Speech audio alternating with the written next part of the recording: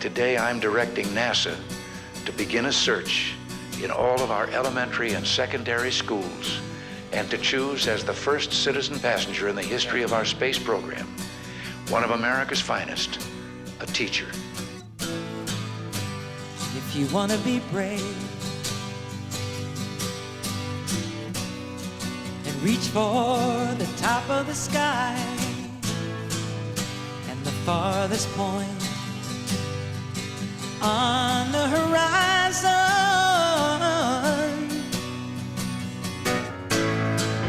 do you know who you'll meet there?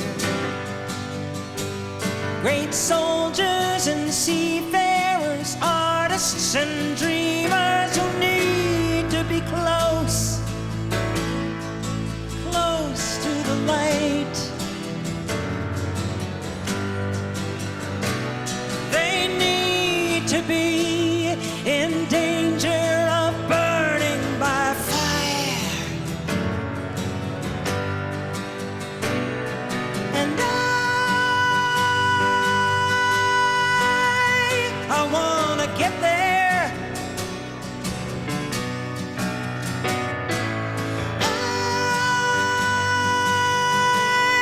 I wanna be one who is touched by the sun, one who is touched by the sun, one who is touched by the sun. Challenger, Houston, we have Good Seekers TV. Go ahead with the lesson, Krista. Okay. Good morning. This is Krista McAuliffe, live from the Challenger, and I'm going to be taking you through a field trip. She was my first child. I knew nothing about children, and I just expected, oh, she can talk, she can do this. I mean, she did everything early. She was very nurturing right from the very, very beginning. And she had a lot of illnesses.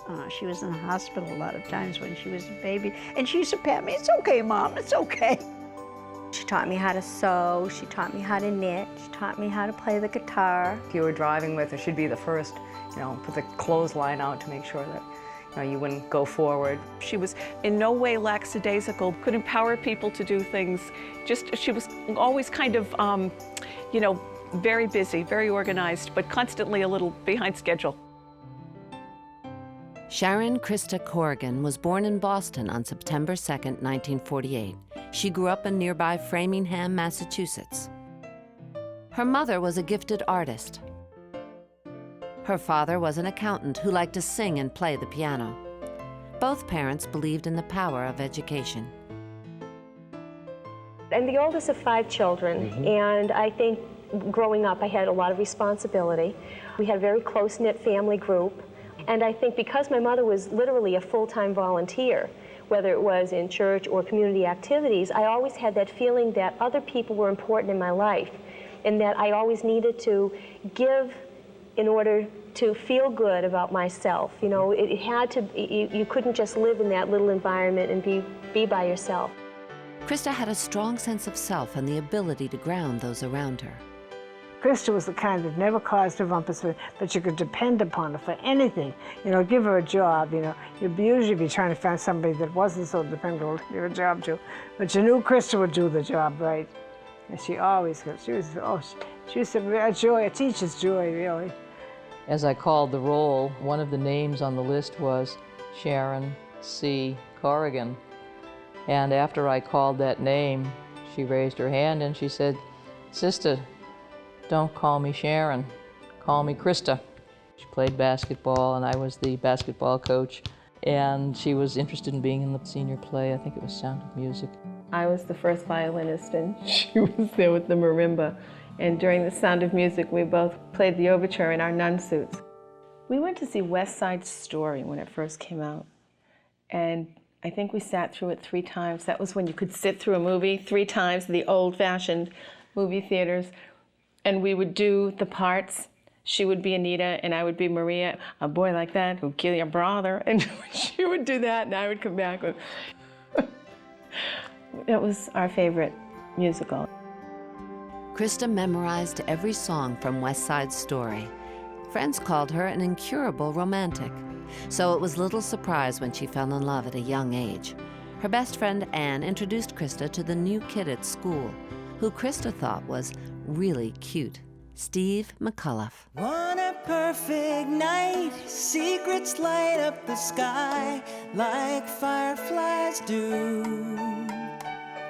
There's nothing but a silky hope, that old opiate between me and you. She met Steve, and that was it.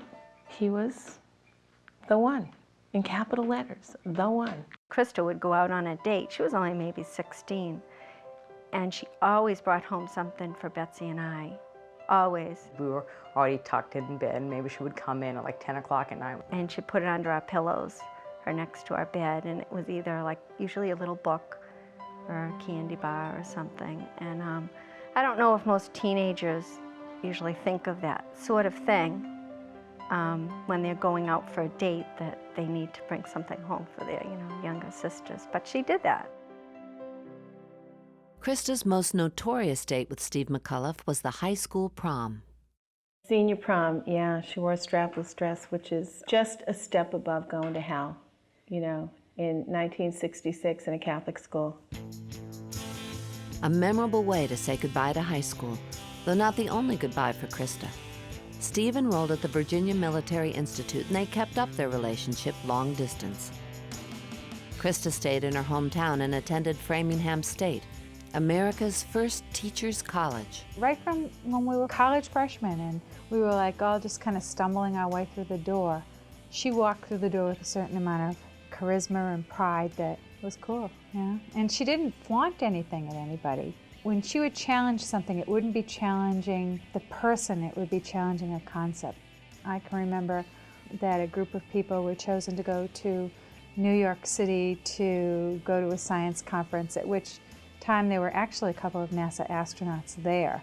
And Krista came back and said, I think I want to do that someday. I want to go into space someday. And we all looked at her like she had two heads, because this is, remember, 1966. There were no women in the space program. We were wondering, when are you going to learn how to fly? She and Steve had decided if they could ever buy a ticket, they'd go. They'd be the ones that would say, hey, yeah, we'll go in space. I wanna get there.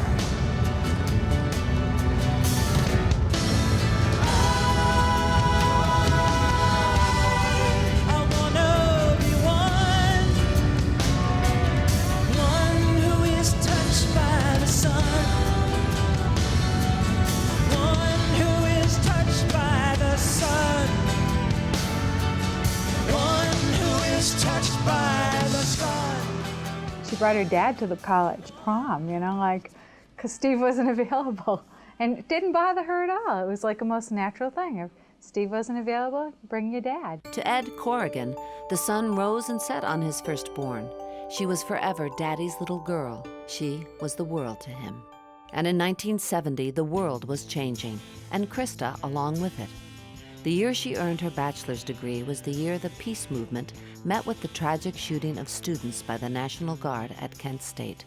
One of her friends had a boyfriend that had a little bit long hair, and I was like, oh, he has long hair. And she looked at me and she's like, I expect more from you than to judge someone on the length of their hair. And I remember thinking, gee, I'm just a little kid.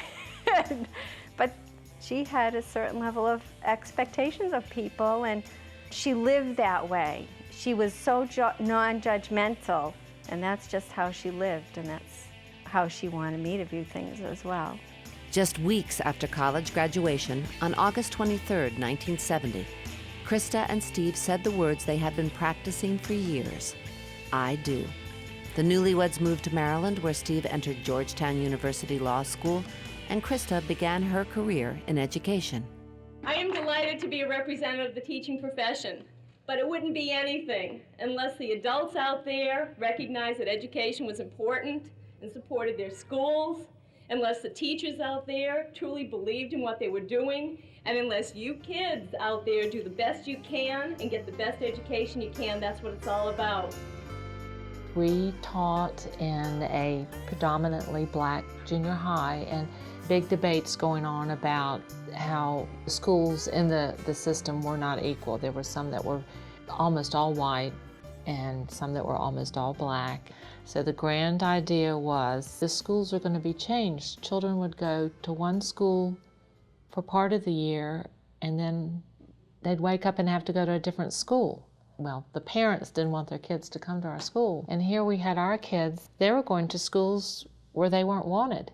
So Krista came up with the idea, let's get them all a brand new notebook with their name on it and write them a note on their first page of this notebook, so when they would take it to their new schools, here's something familiar that they could take with them.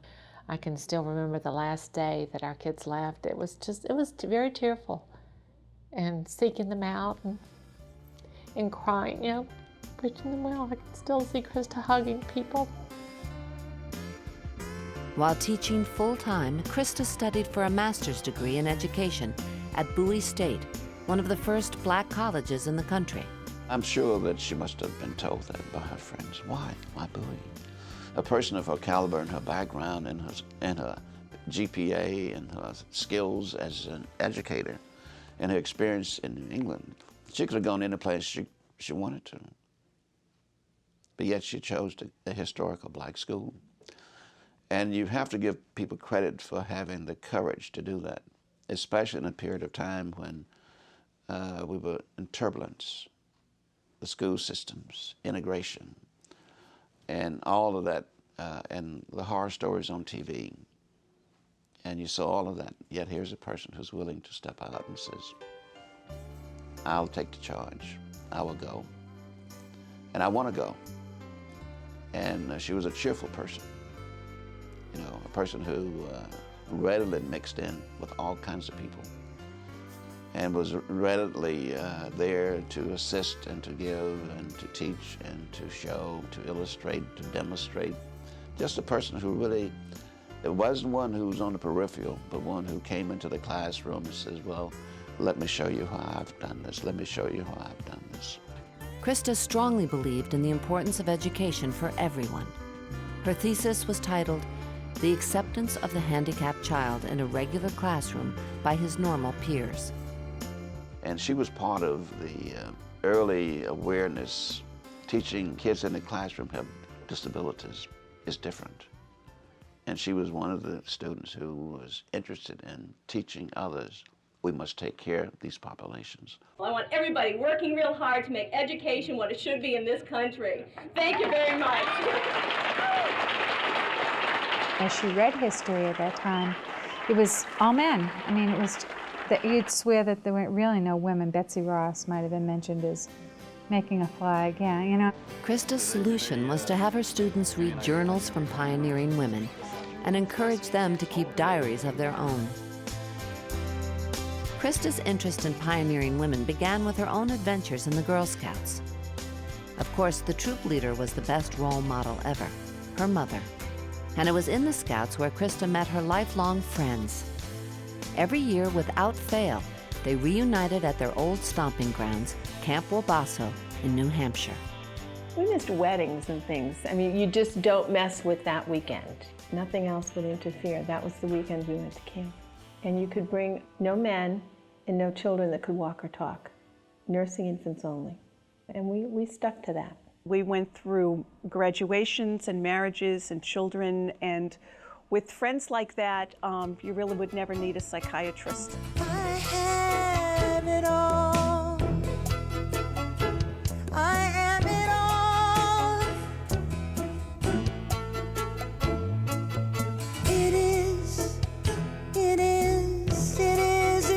It is my soul. My soul. While living in Maryland, Steve earned his law degree at Georgetown, and Krista her master's at Bowie. Their son Scott was born on September 11th, 1976, a bicentennial baby, appropriate for a history teacher. But after 8 years away from home, the young family yearned to be closer to their roots and decided to return to New England. They moved just north of Framingham, Massachusetts, to Concord, New Hampshire. She was so excited about this, beautiful Victorian, old New England, 3-story house. I remember traveling with her that day and going through the center of town. The town was a very friendly, hey, how are you kind of town. Steve joined a Concord law firm, while Krista continued her teaching career. In the summer of 1979, another baby arrived, a daughter, Caroline. To establish an important family link, they gave both Scott and Caroline the same middle name, Corrigan. They had built this wonderful life. They had 2 beautiful children. They knew where they were going. They knew what they wanted. They were working towards having it. I'd like to tell you a little bit about myself. I teach at a high school level, and I teach social studies. And I'm hoping that this year people look at themselves and the wonderful job they do in schools and feel very good about it. And I'm hoping that some students look at it as a career choice. And this would be, if I can do those 2 things this year, I think this is going to be a wonderful year for education. She candidated for an assistant principal's job and didn't get it. They were not quite ready at that time for a woman disciplinarian in the school, and she would have had to handle a lot of that. There's 2 things I always tell my students when we start out the year. I said to them, we have a classroom based on mutual respect, and the 2 things I ask of you is to be yourself and to do the best you can.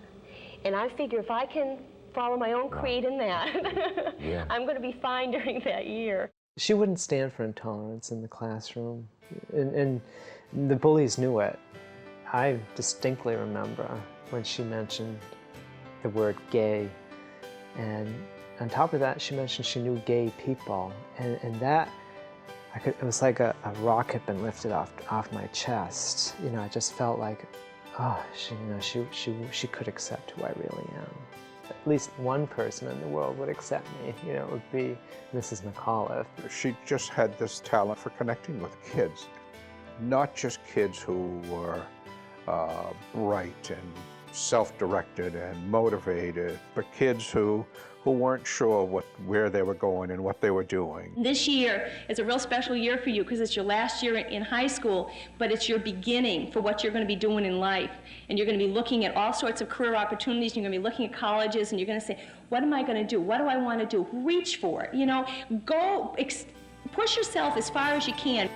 The open-minded teacher spoke frankly about the important issues of the day. And she took her students out of the classroom and into the world so often that she was nicknamed the Queen of Field Trips. I'm so used to taking information and generating excitement about information in my classroom so that they will get excited about a lesson. That's what teachers do best. Tremendous for bringing people into her classroom. You're on a particular area of history, she'd bring somebody in who was an expert in that particular time. She made her classroom come alive. It was never dull in there. She'd always have different hairdos and stuff. She'd come in, her hair would be kind of more curly, and then it would be straight, or she'd come in with like wet hair, just showering, kind of finishing up her stuff. She'd end up putting her contacts in class. Excuse me, and she'd just kind of put her contacts. She was late for class a lot of times too. We'd be sitting in there waiting for her to get there, And we didn't want to tell anyone because we didn't want them to bring in a substitute. So we would just kind of be real good and hope no one would notice. We could see her coming up because she only lived like about a block and a half from the school. So we could watch her running down the hill, trying to get to class on time. We'd all be looking out the window, wave to her, she'd wave back. You never worried whether she's going to show up on time. You never worried about whether or not she's going to do the job. And that's a marvelous thing for a principal. Believe me. Yeah. Our classroom was very close to the office for all the social study teachers, and she would walk out the door to go get something, but she'd still be talking about the lesson or whatever we were learning, and then she would get whatever she got, and when she came back, she would still be talking. It's like she didn't take a break from what she was doing just because she had to get something else. She would always be candid with me about things that she thought were going right and things that she thought needed attention. And I always appreciated that because I could always get the straight story from Krista. She was a strong advocate for women's issues. She was a strong advocate for teachers' issues. She was active in her association. She did not like apathy. She got mad when students didn't vote in student elections, at school. And she wasn't an easy teacher either. She was kind of tough. She was hard, and she graded hard. And I know a lot of kids didn't like that, but it kind of did push you a little bit more, even against our will. It did make you work a little bit harder. If they can reach for whatever they want and just try their hardest, I'll feel real good about the year.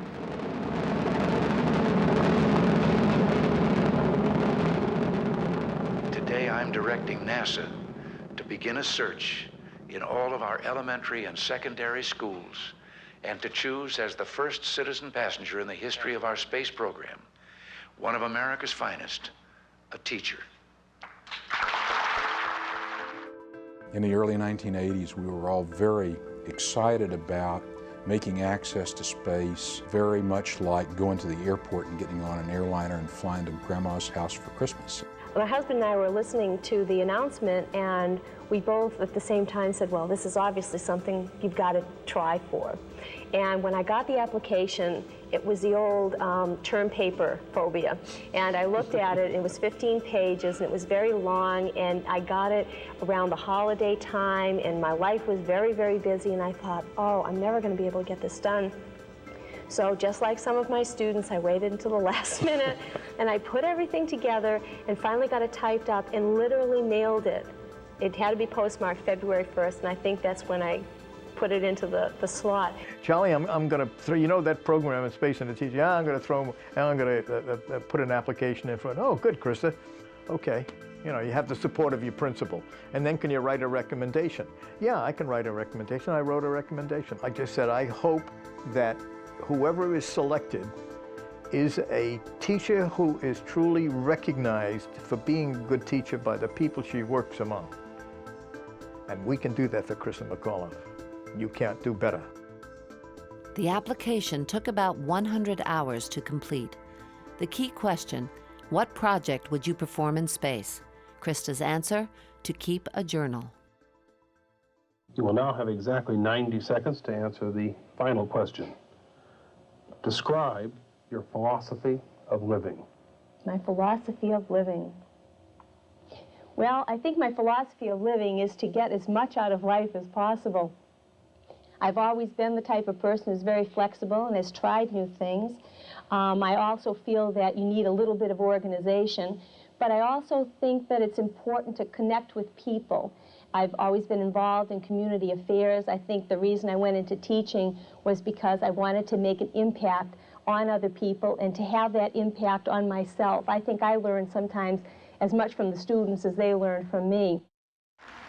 Nearly 12,000 teachers from across the country had applied to NASA. Only 114 of them, less than 1%, were selected to continue in the competition.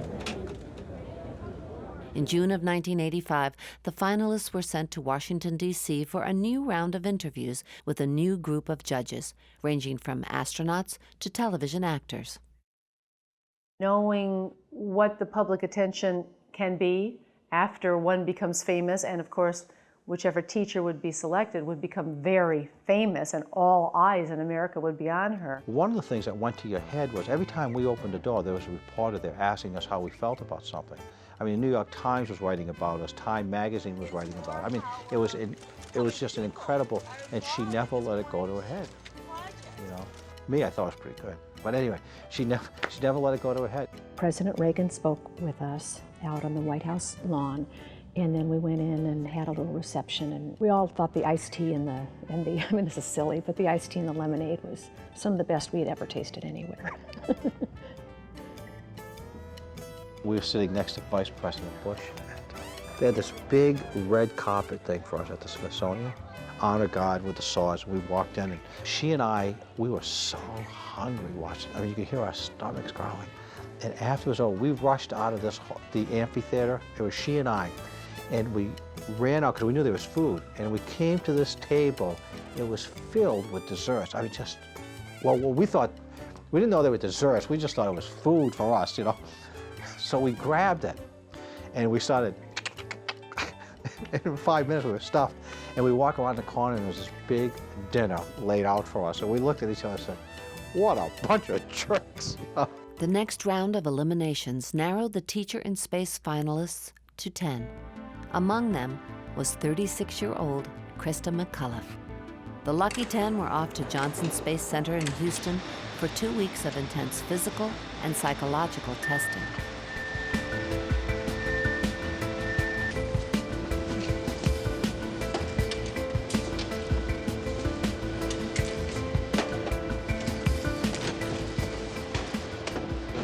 I didn't realize it'd be so slippery.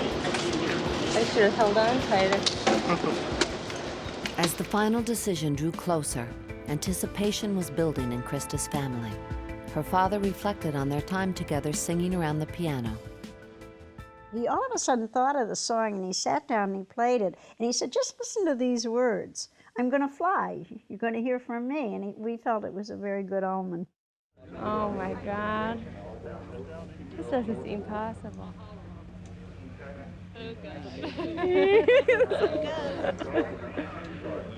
Oh. Did he get the scarf? Oh.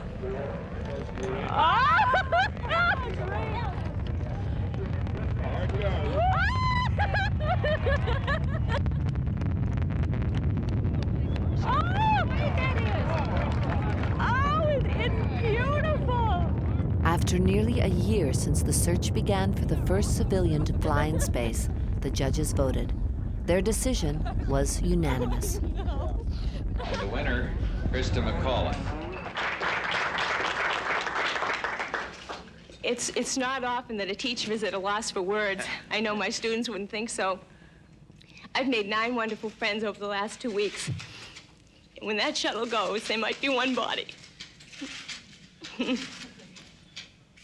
But there's going to be 10 souls that I'm taking with me. Thank you. That's great. America's first teacher in space will be Framingham native Krista McAuliffe. She was chosen today in ceremonies at the White House. This was a big deal. It was so big because it touched so many people in Framingham. If you didn't know Mr. and Mrs. Corrigan, you went to school with Krista at Marion or Framingham State, or you knew her siblings. Everybody had a story to tell. There was probably some kind of competitive ownership over Krista when you looked at Framingham, Concord, New Hampshire, because I'm sure Concord, New Hampshire called her their own as well. But we certainly felt that she was ours down here. It feels great to be home. I am really delighted because I kept hearing about all of these wonderful things that people were doing while I was down in Washington, while I was down in Houston, and I couldn't share with that. You know, and Steve would tell me on the phone and he'd say, you know, you got some letters or, you know, people called, and I couldn't share with that, so I'm really glad I'm home. One thing that I've been requested is to have Krista direct the band in their next selection. This, believe me, the director made that a special request. And anybody who can fly in space, Mr. Giles has said, could direct his band. Krista McAuliffe, conductor.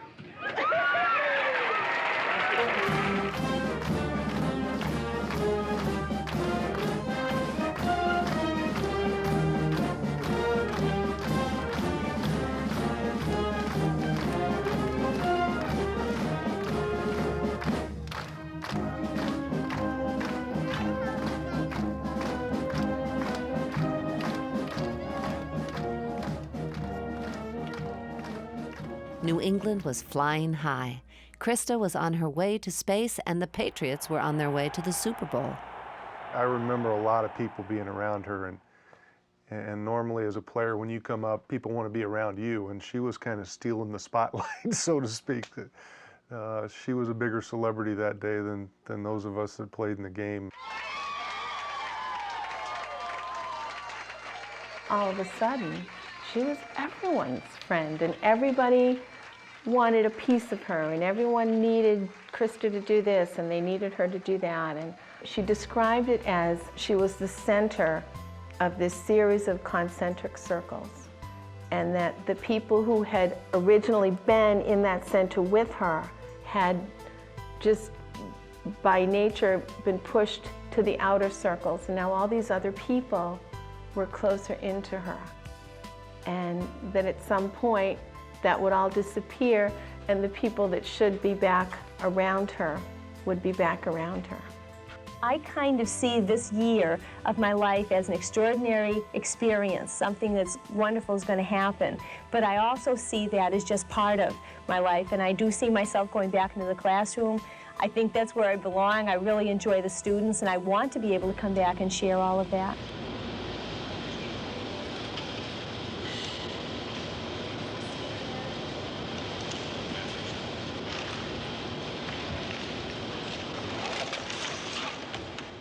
Oh, she was older and wiser and more experienced, but the same smile, the same sparkle in her eye, the same energy, the same, you know, I can do this, I can do that. That's Krista. She looked the same then to me as she did when she was in high school. Well, a little chunkier, but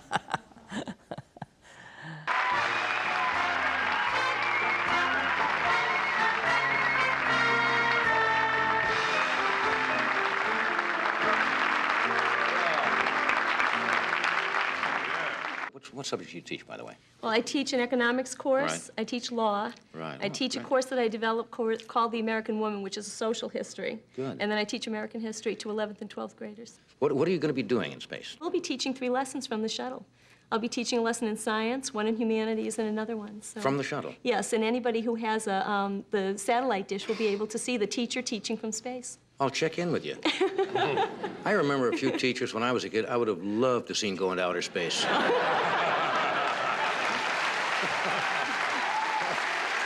Congratulations.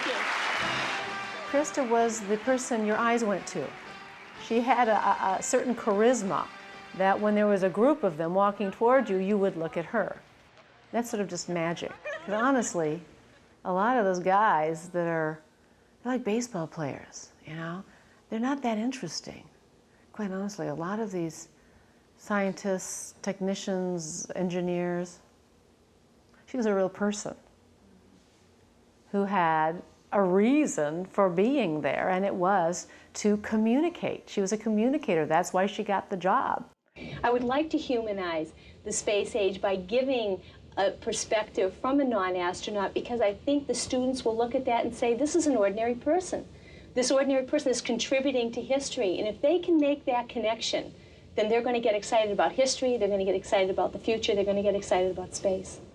NASA also selected a backup teacher to undergo the training with Krista, Barbara Morgan from Idaho.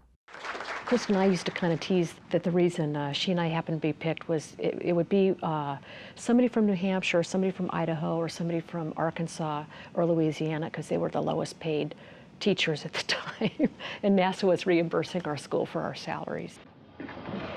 Like this, and these containers, Scott, have experiments in them on the real flights, so that they'll be exposed to space, and then they take them back when the shuttle comes back, and they see what happens to them. You don't need any help? You're doing pretty well.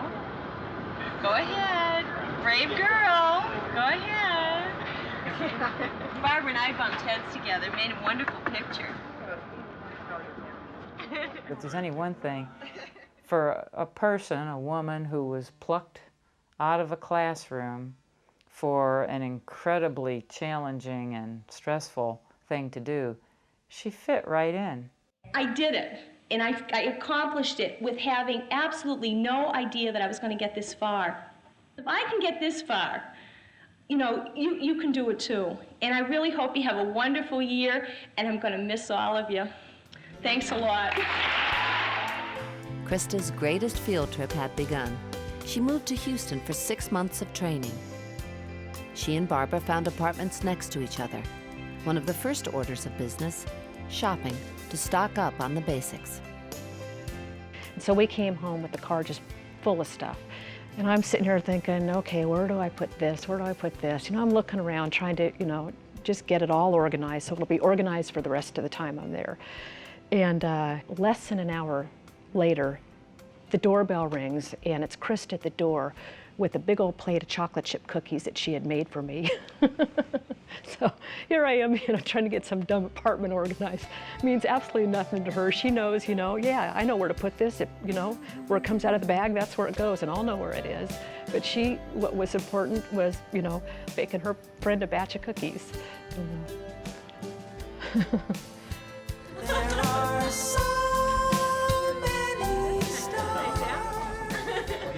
Krista rounded out the crew selected to fly aboard Space Shuttle Challenger. Pilot Mike Smith Ron McNair, Ellison Onizuka, Judy Resnick, Greg Jarvis, and Commander Dick Scobie. Right after Krista was selected, someone came up to her and said, "Congratulations, but you better give us our money's worth." Krista, you know, kind of taken aback, but in typical Krista style, just said, "You know what, you've already gotten your money's worth." Yeah, they do. That's really neat. They do all collect. Her payload was education. She herself was the payload, and she was carrying experiments that were typical kind of experiments that a teacher would conduct in a classroom. And the shuttle was going to be her classroom in space. It's hard for kids to realize that you can build something that's not attached to anything. But in zero gravity, you can do that. Or, you know, in space, you can do that. So at that point, I wanted to be able to let it go. It was very important to her to write her own lesson plan. And I don't remember all the details, but there was some headquarters involvement. And, you know, they had their ideas on what Krista should do, but she made it clear that she had her ideas on what she should be doing as the teacher in space, in this classroom in space. You just would never script out what you're going to say, and we would laugh and say, you know, we're not, you know, and Chris would say, well, you know, I'm not an actress, you know, I'm not pretending I'm a teacher, I am a teacher, and teachers don't do this. I'm much more comfortable when I'm teaching in front of a classroom. I'm much more comfortable talking about something and doing something at the same time. And that's not distracting for kids. If you're talking about the thing that you're doing, it's okay. Oh, yeah. Another thing NASA wanted to script was politics. Krista was very vocal about her beliefs, calling herself a Kennedy Democrat.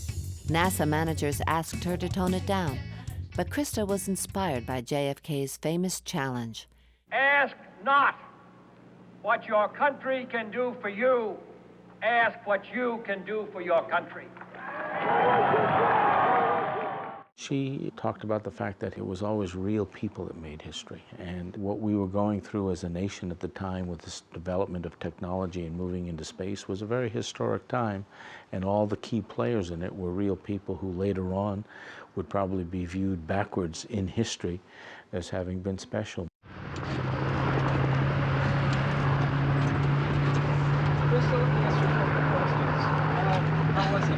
It was wonderful. He broke the sound barrier and he let me fly for a while.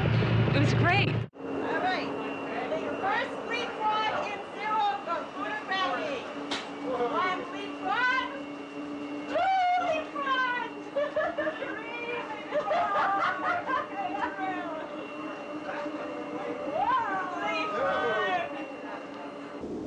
The KC-135 aircraft, giving astronauts the experience of weightlessness and zero gravity, is fondly nicknamed the Vomit Comet.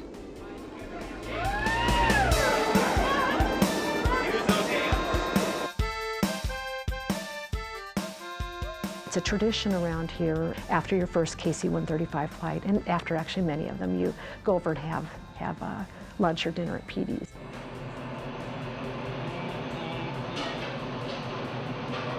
Good beans, just like the astronauts like to eat whenever they come down from zero G. Beans and rice more or less gives them a little bit of pep, and it takes all the jitter and the bugs out of their tummies. Krista told me that she really enjoyed the food and she was looking forward to come back and do it again.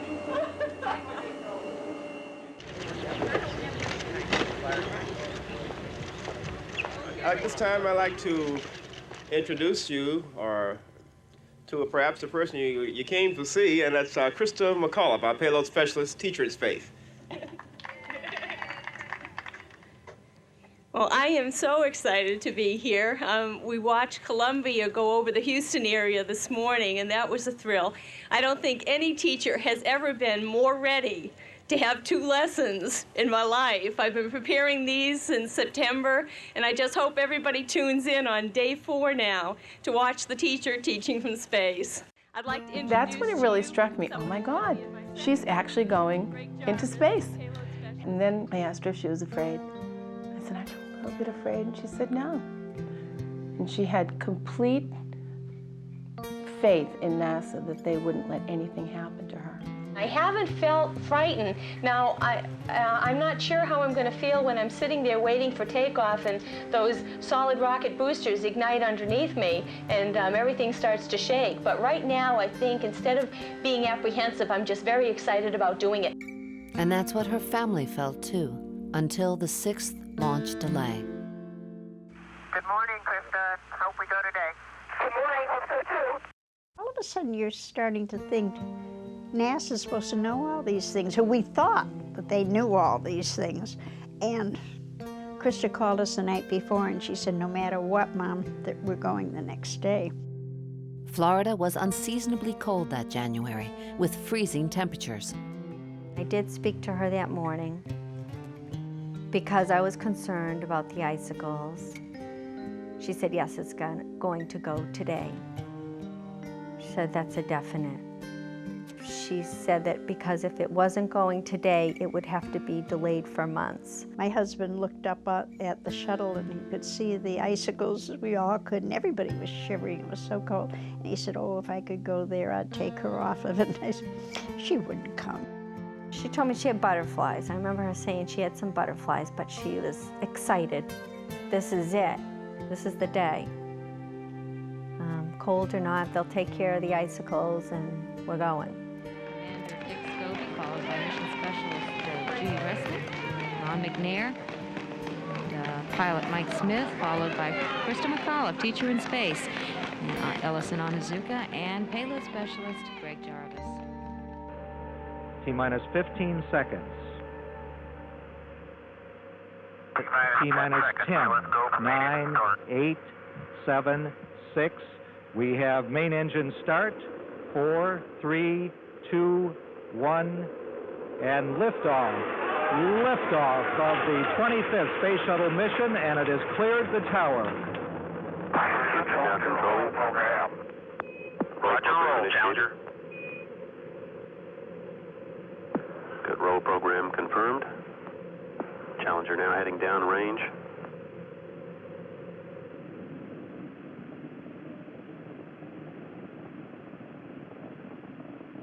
Engines beginning throttling down now at 94%. Normal throttles for most of the flight, 104%.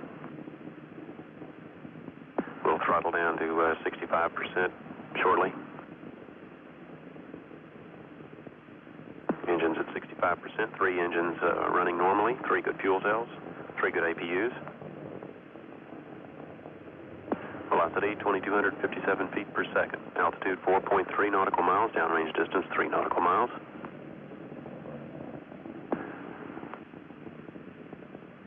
Engines throttling up. 3 engines now at 104%. Challenger, go at throttle up. Challenger, go at throttle up.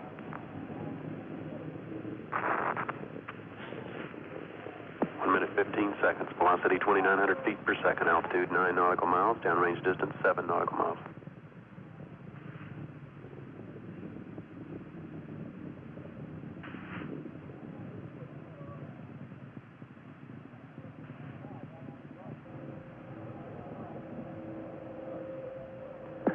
Flight controllers here looking very carefully at the situation. Obviously a major malfunction.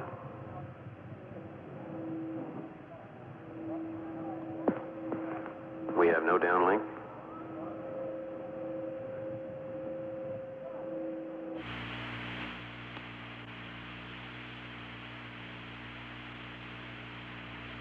Flight Fighter.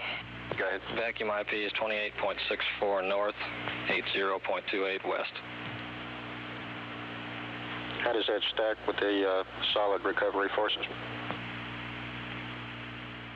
We were all hoping that the Challenger would come sailing out of that cloud of smoke intact and all would be well. And of course, when that didn't happen within a few seconds or a minute, we knew it was very bad.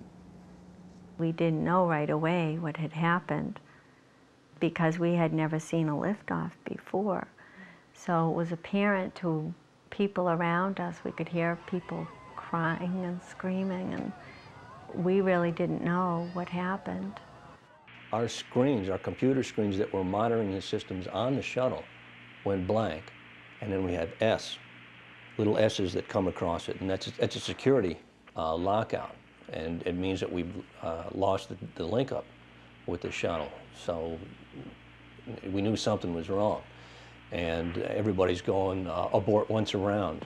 And we said, well, it's too early for abort once around. It's not high enough in its orbit. Then people started talking about RTLS, which is return to launch site. But all that noise kind of faded. I mean, because we realized there's no Challenger left to come back to the site at that time. Make sure you maintain all your data, start pulling it together. Ed looked up and said, she's gone, and I said, she's really gone. You know, I mean, it was just all of a sudden, and then we think, oh, they're going to escape. When I heard over the speaker, they said there was a major malfunction. So that's when I think I realized there wasn't going to be any recovery, that it was gone. And I really didn't know what we were viewing in the sky. And they kind of whisked us, just took the families and kind of whisked us off. And basically told us they were searching. Of course, we were hopeful, but it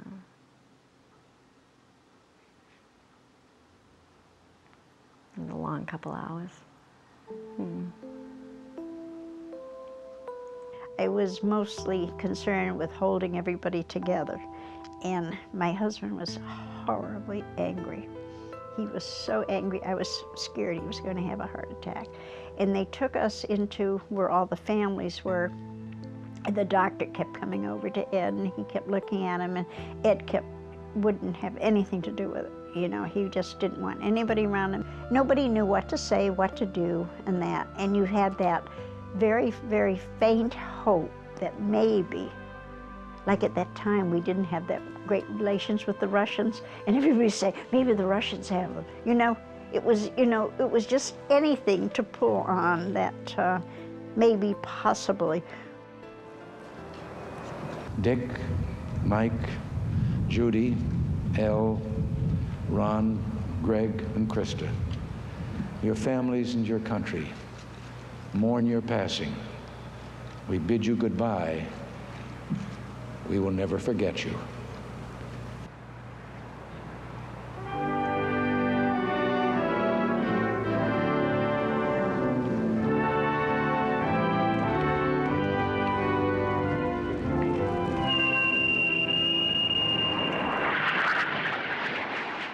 I hear your voice across the sky. I hear your voice in a lullaby.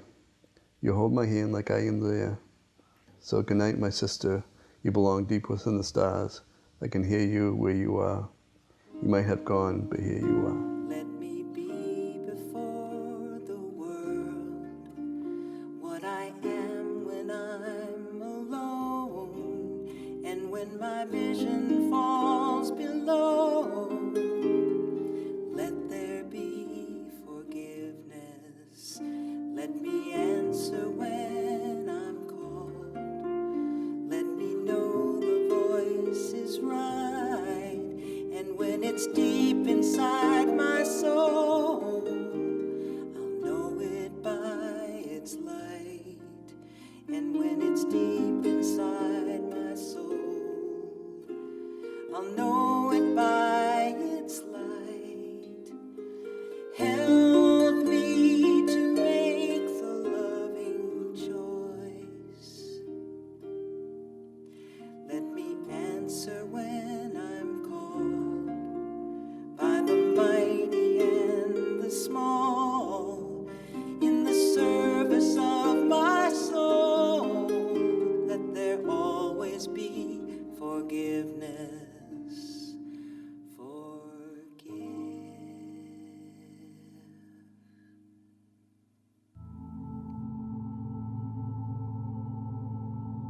Two months after the explosion, the crew capsule was found, intact, on the ocean floor.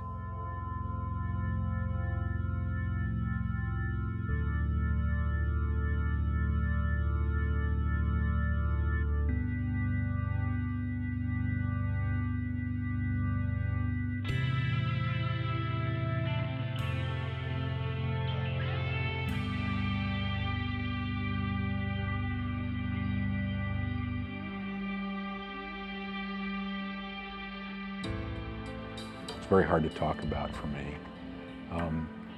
They probably were not killed in the initial explosion, but lost consciousness within a very 15 seconds maybe. Certainly the impact when the cockpit hit the water was the fatal blow. On that day in January, we were ignorant, quite frankly, and we thought it was a good day to go fly, and it wasn't. Investigations concluded that some engineers knew it wasn't a good day to fly and tried to warn NASA managers. The freezing temperatures caused an O-ring attached to the shuttle's right solid rocket booster to fail.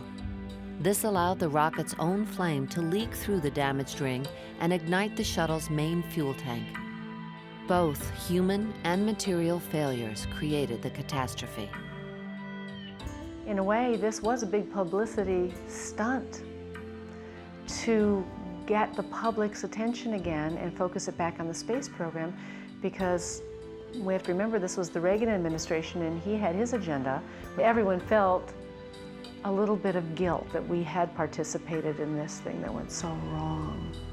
People that had this, outpouring of sympathy to us in our family for losing her, because I think they felt, knowing Krista, seeing Krista, I think they could kind of grieve along with us at knowing what a great loss it was, as it was.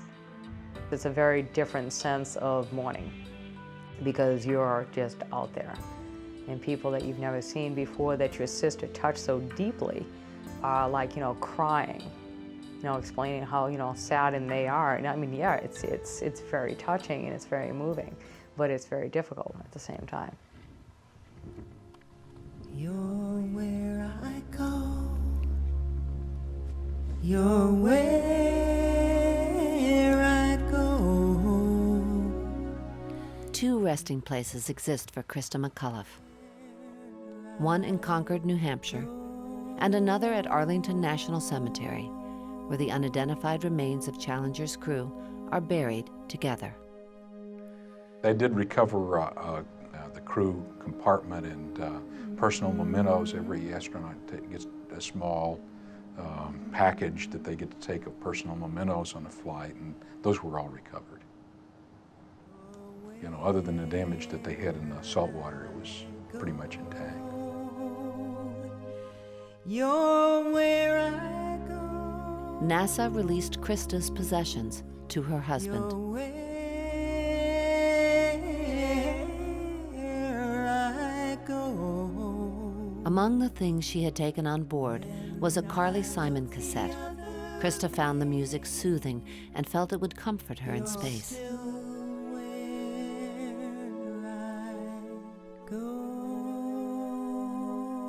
Krista also brought along treasured keepsakes. Some she planned to return to their owners after her historic flight into outer space. The items were a touching portrait of Krista's life, her sister's ring, her best friend's Girl Scout pin, school flags, and a photo of the entire 1986 student body from her high school alma mater. I think it would be wonderful for the archives of the school for us to have it, But it probably is too meaningful to Steve. Maybe someday he'll give it back to us. But if it has a lot of meaning and comfort and to his family and to his children, then that's where it belongs. Oh yeah, my Clotter ring that I got in Ireland. Yeah. Did you get it back? Heck no. I went with the rest of them. Why would I have gotten that back? No, that was on the Challenger. We were told that everything was recovered. Well, if it was recovered, it's not in my possession. Maybe that's something that was like, top secret or whatever. I don't know. I just assumed it went, and to me it went. I felt this great loss, a huge sense of loss and sadness. And, her message to me was, I've been here all the time. I never left. I'm still here. You're where I go. You're where I go.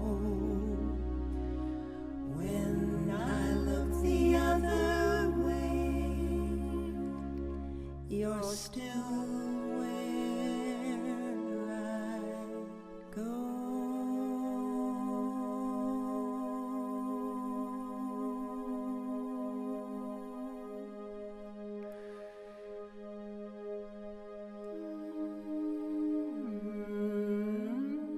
We didn't celebrate Christmas because my dad's birthday was on Christmas, so he was very upset about, obviously, what happened. And so for the first, I think, maybe 2 or 3 or even 5 years, no, we didn't have a tree. We didn't, I mean, you don't want to celebrate. I mean, it doesn't feel right. Ed Corrigan died on January 25, 1990. Doctors blamed cancer, but others felt that he had died of a broken heart. The absence of any apology from NASA had deepened his bitterness. Following his death, his widow Grace found several handwritten notes by Ed on what he had called NASA's ineptitude. I have been angry since January 28, 1986, the day Krista was killed. My daughter was not an astronaut. She did not die for NASA and the space program. She died because of NASA. I'm sure that if anyone advised her how flawed NASA management was, she never would have risked leaving her husband and children. My attitude, I'm sure, differs from that of astronaut spouses and families. I feel no allegiance to NASA. You don't want to say it, you killed my best friend. You don't want to feel that way, but there's a piece of you that does, and then there's also the piece of you that knows Krista thought it was important, and you know, she trusted them and she felt good about them, and she had a wonderful experience with NASA and the training, so you feel a little torn. And Krista wasn't one who would dwell on negative things, you know, she'd say, all right, it happened, it's over, let's move on. So it does seem futile and pointless to stay angry for all this time. I'm going to be standing right here because Dick's going to be in this seat and Mike is going to be kind of balanced to his right with the Spock on his lap. He's going What I do know is her heart was in to this. She wanted to fly in space. She wanted to be a teacher in space. She wanted to conduct a classroom in space. And in her mind, whatever that meant, she was willing to accept that. Okay? Okay, you ready to come down? All right, now when I go downstairs, that's going to move. I'm going to switch the cameras. Okay? And Krista had no fear, absolutely, and she had gone through all kinds of training, as they all do, every single possible way to escape, except what happened. It's happened with the Columbia. There was no way for them to get out. Of course, naturally, it brought back everything, and the fact that here, again, 7 wonderful people, 5 men, 2 women, you know, the whole thing was, and all these people that are just connected to it, it almost as if it's a deja vu. Although Krista didn't fear her space mission, she was well aware of the risks. But just like those courageous explorers she admired, she was willing to take that risk if it meant making a difference. One thing I would like you to understand this morning, and I think you must understand, is that Krista was the most selfless person I had ever met. And I don't know anyone who knew Krista who wouldn't say the same thing. She understood and appreciated at every moment of her experience that she served in a representative capacity. But she also understood and appreciated at every moment that her mission was to do everything she could to give education a worthy personification. If you sit on the sidelines, reflect back on Krista as hero or as glorious representative or canonized saint, rather than putting your entire energies into accomplishing for her what she wanted to do, then I think her efforts will have been in vain. Steve McCullough moved out of the home he had shared with Krista and into a new house just around the corner. He enrolled Scott and Caroline in private schools, kept clear of the media, and distanced himself from people who loved him. I don't know the reasons why, but I'm just in his defense. I mean, I understand that you tend to kind of like withdraw when things that are devastating happen to you. And you withdraw to your comfort level, which is your immediate family. And I think that's probably what he did. Scott was playing hockey at the time. I said, you want me to come up on Saturdays and take Scott to hockey? And I could do that, but I think he felt that that would be too much of a burden. And he was able to continue all the things that the kids were doing, and I think that he didn't feel that he had that great need. So no, I wasn't real involved with the kids growing up. The small city of Concord, the town Krista had loved so much, seemed to take its cue from Steve's silence. The city's reticence continues to this day. The whole of Concord district don't want to talk about it, no, don't go there. It's like almost pretending it didn't happen. Steve kept a very low profile after that. Steve was very traumatized by that, and I don't want to go into that at all, but there was a lot of anger at the time. It resulted in a kind of a withdrawal. People simply didn't want to talk about it. It was just the opposite of what she was all about, which was, outgoing and sharing and connecting. The unfortunate result is that her message is being stifled. The larger tragedy in all this would be to simply forget about what happened and to forget about who she was and what she stood for. For many of us, I think in this area, it's going to go down in history as a tragedy for us, a kind of an unfulfilled promise. 75 miles away from Concord, the town of Framingham provides a stark contrast. Here in Krista's hometown, her memory lives. She remains the town's most celebrated daughter.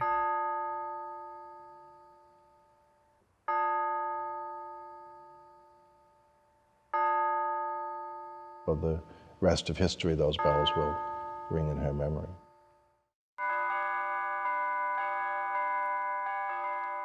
There's something in the scripture that says you should, let your light shine out, and she did it. Like a woman on the Conestoga wagon pioneering the West, I too would be able to bring back my thoughts and my journal to make that a part of our history. Krista's mother set out to fulfill that goal by writing A Journal for Krista. Grace travels tirelessly to schools around the world, bringing children her daughter's message, the importance of education and space. If I didn't do it, she'd be saying to me, okay, Mom, hey, I'm not here, It's up to you to do it. Were you mad at NASA when this happened, or did you just think that this was just anything? Was this just like a normal mistake, something like that? Well, a lot of people were very, very angry and very, very mad. And I never really felt mad. I always felt just very sad. My name is Sarah, and I was wondering, when her kids were old enough to understand, how were they feeling when they were understand? That's a good question. Caroline was 6 years old when Krista went into the program, and Scott was 9. So Caroline, it was a little bit, she was really kept waiting for her mother to come home. It was difficult for her. And Scott did understand pretty much because he was 9 years old at the time. But they were both, of course, very young, so it was very difficult for them. In 1992, Steve McCullough became a federal judge, appointed by the first President Bush. That same year, Steve married Concord district teacher Kathy Thomas, who brought 2 children of her own into the marriage. And she reminds me of Krista. She's smart, she's witty, a really good person, and I couldn't ask for anything more for her children.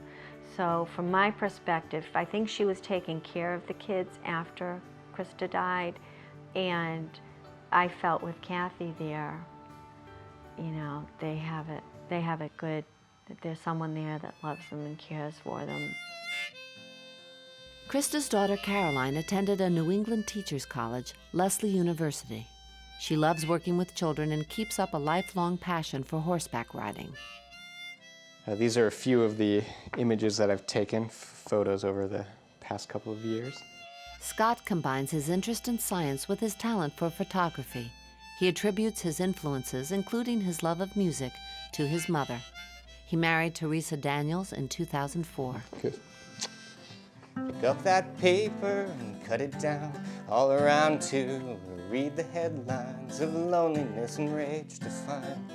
We're all the same here, a meager group of servants, locked in this world we've created for ourselves. And I ran away from you because I could not hold myself to be the one you choose. The years have brought some comfort by bringing the people most dear to Krista back together. Steve is a very giving individual, and he supported her, everything she did. You know, her opening up her doors, you know, at 12 in the morning or 3 in the morning to students who needed someone to talk to or who were having difficulty. Krista's door was always open, and she had 2 small children and a husband. So Steve was always behind that as well. So he was part of the picture here too, and part of the equation that allowed her to live her life this way. When Krista did pass over, she was right where she wanted to be. You know, talk about flying high. You know what I'm saying? She was doing what she wanted to do. She was loved by millions and supported by millions, and it didn't turn out the way we all wanted it to, but I just feel that, you know, I would never say I wish she hadn't done it. I would never say that. Krista, you know, she wanted to know. She wanted to know, and she was willing to pay a very high price for her bravery and her thirst for knowledge and for experience and for adventure, to take risks, to go beyond frontiers, to explore the unknown. This to me was Krista. Any dream can come true if you have the courage to work at it. And I think this is a wonderful message for our students, and that's why I hang it outside of the door. Near the end of the Cold War, Soviet cosmonauts displayed the poster on a mission to honor Krista from space. It really spoke to our hearts that our rivals, nowadays our colleagues, would carry on that kind of work. She was flying for me, she was flying for everyone. She was trying to see a brighter day for each and everyone.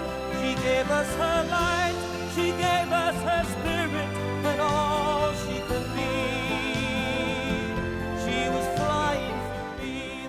Krista is the subject of songs, books, and plays.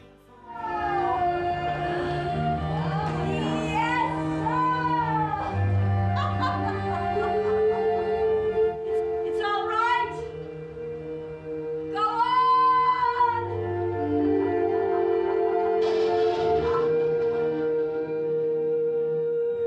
Established in Krista's name are countless scholarship and fellowship programs. There are annual events and tributes.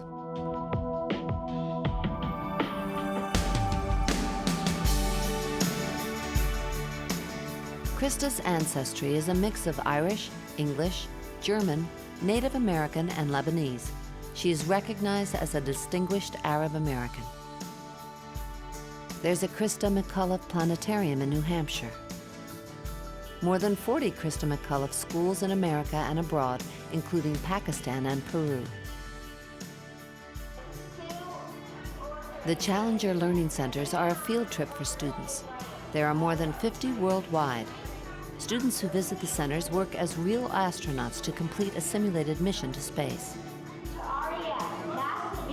And Krista's the most famous graduate, other than Ruth Wakefield, who invented chocolate chip cookies.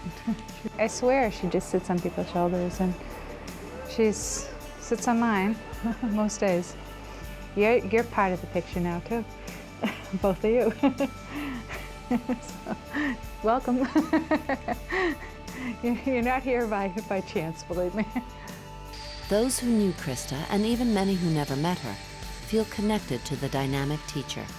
In a very real way, Krista is still teaching us from her classroom in space. I touch the future. I teach. And I really appreciate that sentiment, and that's going to go with me. How long does it take to orbit? It takes about 90 minutes to go around the whole world. So what I'm going to do while I'm up there, we're going about 17,000 miles an hour. It's going to take me 15 minutes to cross the United States. When we get into California, right on top of California, one day I'm going to get on the treadmill and I'm going to run until we get over the eastern part of the United States, so I can say I ran across the United States in 15 minutes. Krista McCullough is now in the history books alongside the pioneering women whose lives she celebrated. She may not have reached her destination, but she has accomplished her mission. Krista McCullough was brilliant and smart and loved to teach with all her heart. Reach for the stars, she would often say, we will remember her journey day after day. Oh, that is absolutely lovely. Thank you, may I have it? Thank you very, very much. Thank you very, very much.